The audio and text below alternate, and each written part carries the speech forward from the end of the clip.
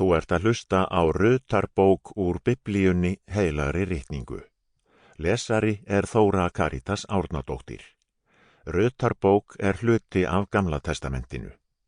Biblíuþýðingin sem lesin kom fyrst út á prenti árið 2007.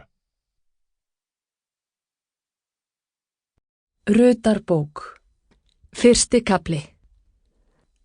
Á stjórnartíð dómaranna varð einhverju sinni hungursneið í landinu.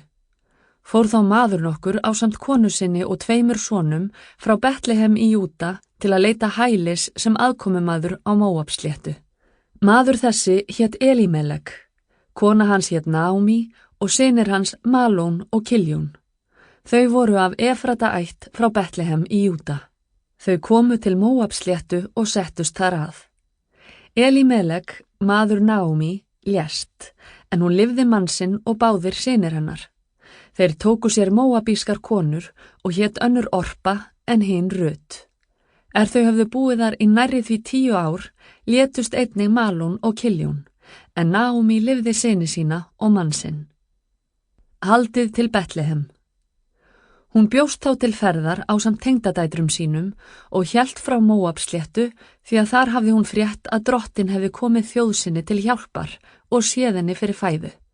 Hún og tengdadætur hennar lögðu af stað þaðan og héldu áleiðis til Júda.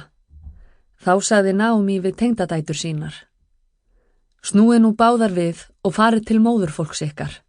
Drottin launi ykkur þær velgjörðir sem þið auðsýnduð hinum látnu og mér.